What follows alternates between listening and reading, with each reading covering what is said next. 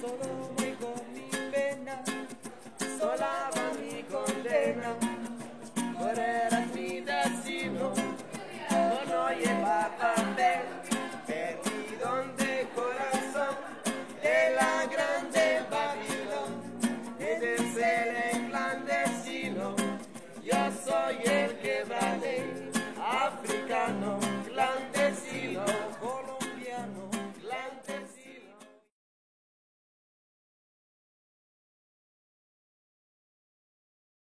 Pour comprendre la situation des subsahariens au Maroc, il faut s'intéresser aux forces géopolitiques et économiques en présence, à commencer par l'Union européenne. Avec la progression des idées sécuritaires en Europe, la politique migratoire de l'UE devient de plus en plus restrictive. À l'image de cette politique, l'agence européenne Frontex, remplacée depuis octobre 2016 par l'Agence européenne de garde-frontières et garde-côtes. Avant tout connue pour ses missions de protection des personnes en Méditerranée, son rôle est en fait surtout de dissuader les candidats à l'immigration. La politique européenne dans les pays de transit et les pays de départ en général, donc tout est mis en place pour que les gens ne partent pas. Ça c'est une réalité. Il y a Frontex qui existe au Sénégal, donc c'est une réalité. Ils existent aussi en Mauritanie. Frontex, ça existe dans les pays... Bien sûr, dans les pays de départ et les pays de transit, ils existent Frontex. Quand tu vas à Dakar, tu demandes le siège de Frontex, ils sont là. D'accord. Et en Mauritanie, pareil. Au Mali. Et là-bas, ils mènent une politique de dissuasion. Oui, bien sûr. Bien sûr, ils empêchent les gens de partir. Parfois même, ils financent des associations qui sont là à sensibiliser la population à ne pas partir. Et c'est... Bon. Je trouve ça injuste, mais voilà, ça c'est ma position. En tant que militant, je trouve ça... un Sénégalais peut aller dans 57 pays dans le monde, alors qu'on a 195 pays dans le monde qui sont affiliés à l'ONU, et qu'un Français peut aller dans 155 pays. Et c'est comme ça, c'est une réalité. Malgré les dissuasions, les candidats à l'immigration sont nombreux. Selon Forum Réfugiés, 1,2 million de demandes d'asile ont été faites en Union européenne en 2016. Cette même année, d'après l'ONU, 360 000 personnes avaient tenté de traverser la Méditerranée pour plus de 5 000 décès, un triste record. Si la CIMAD estime que la Méditerranée représente environ 70% des décès de migrants aux portes de l'Europe, il faut rappeler qu'une large majorité ne concerne pas le Maroc et l'Espagne, mais la Libye et l'Italie, ainsi que la Turquie et la Grèce. L'Europe tente de restreindre les arrivées sur son sol par une politique d'externalisation de la gestion des migrants. Sa stratégie est de retenir les migrants dans les pays périphériques. L'Europe, ce qui a fait depuis longtemps, et ce qui fait encore, c'est de externaliser sa politique d'immigration, sa protection des frontières vers les pays du Maghreb, du sud de la Méditerranée. Et ça à travers des programmes. On parle de Frontex, on parle des aides et des subventions données aux pays du Maghreb pour bloquer les immigrés sur les côtes sud de la Méditerranée. L'Europe, évidemment, il ne veut pas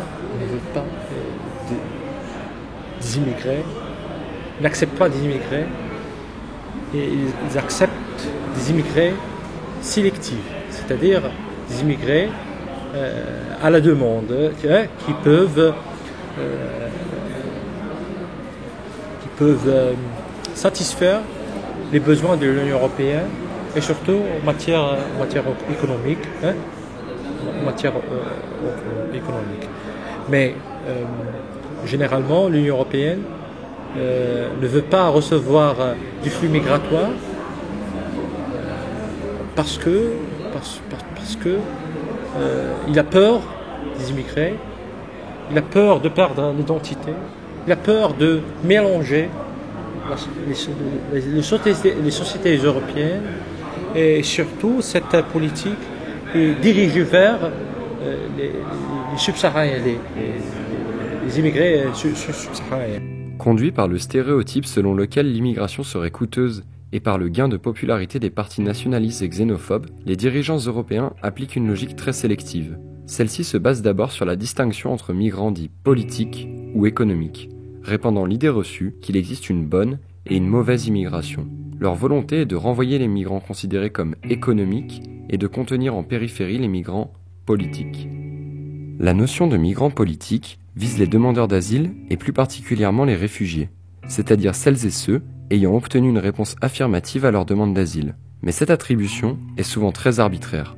Le Haut Commissariat aux réfugiés, HCR, organe des Nations Unies chargé de délivrer ce statut, est soumis à une conception très occidentalisée des conflits et persécutions. Ainsi, une majorité des demandes d'asile camerounaises sont rejetées, alors que le pays est touché par plusieurs conflits ethniques et la menace terroriste de groupes tels que Boko Haram.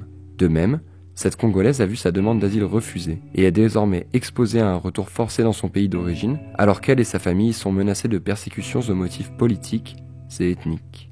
Moi, mère des enfants, il y a beaucoup de mères des enfants, ils ont pris des refuges jusqu'à présent. Dans HR d'ici, il y a beaucoup de choses qui se passent au niveau des HR. Là, on ne connaît pas, c'est entre Dieu et les gens qui travaillent à HR. C'est que c'est un peu la loterie souvent dans ces cas-là. Dans le cas de demande de régularisation, de titre de séjour, où qu'on soit, c'est que ça dépend souvent des personnes sur lesquelles on tombe.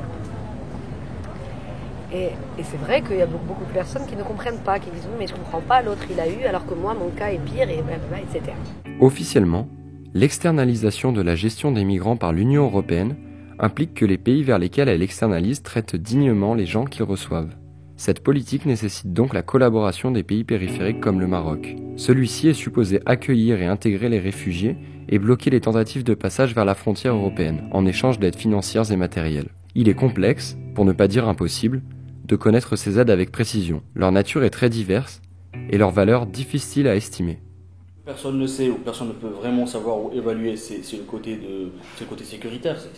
Voilà, ça se passe entre les armées, ça se passe entre les sécuritaires, on va dire. Donc personne ne sait, il faut demander au ministère de l'Intérieur, chose qui est très difficile de savoir exactement où, comment ça se passe, les aides avec l'Union européenne, la coopération entre eux. C'est souvent des trucs très secrets, on va dire. Mais c'est vrai qu'au niveau de l'aide au développement, au niveau des actions de l'Union européenne, on voit que les actions qui sont faites ici au Maroc de la part de l'Union européenne, c'est de financer des projets pour aider à l'intégration, des projets qui, c'est plus, on va dire comme vous l'avez dit tout à l'heure, c'est des projets comme, en vous donnant de l'argent, rester au Maroc, pour les migrants, pour qu'ils puissent rester au Maroc, insister les gens pour que personne ne puisse approcher à la frontière. Malgré les aides, nous avons vu que la réalité pour les subsahariens au Maroc est encore très rude. Inégalité, précarité, racisme et violence sont de nombreux fléaux qui touchent encore aujourd'hui de manière quasi systématique cette population. À vouloir limiter l'immigration à tout prix, l'Union européenne et les pays qui la composent semblent négliger gravement la vie des personnes migrantes. L'Union européenne, il a les ressources nécessaires pour le faire. Malheureusement, ce qu'il fait aujourd'hui, c'est d'externaliser le travail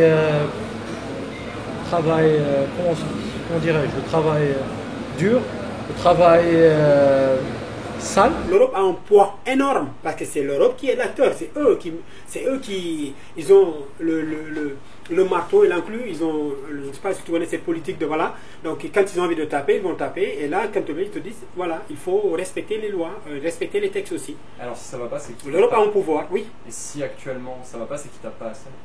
Que l'Europe tape pas assez. Parce qu'ils ne veulent pas, parce qu'ils s'en foutent. Mais ils s'en foutent. Leur objectif numéro 1 de l'Union européenne, à mon avis, c'est que ces personnes-là puissent rester au Maroc, dans les pays de transit. Ils restent dans les pays de transit ou ils restent dans leur pays d'accueil, dans le pays de départ. C'est pas de ne pas arriver en Europe. Tant pis le reste. Combien de milliers de personnes qui meurent ici au niveau d'Italie, en Grèce? Des millions de personnes. Alors on nous parle de l'humanité, on nous parle de déclaration universelle des droits de l'homme, on nous parle de valeurs. De quelle valeur parle-t-on? De valeurs des personnes blanches, mais pas de personnes noires ou arabes. Quand on parle de valeurs ou d'humanité, il n'y a pas ces personnes-là. Ces personnes ne font pas partie. Nous sommes tous égaux en droit et en dignité. Ça, c'est que de la fanfaronnade. Ce n'est pas de la réalité. Dans la réalité du terrain, oui, quand on est noir, on est discriminé. Oui, quand on est arabe, on est discriminé. La situation des migrants subsahariens au Maroc découle de la politique européenne, mais aussi de la bonne volonté de l'État marocain pour coopérer dans cette politique.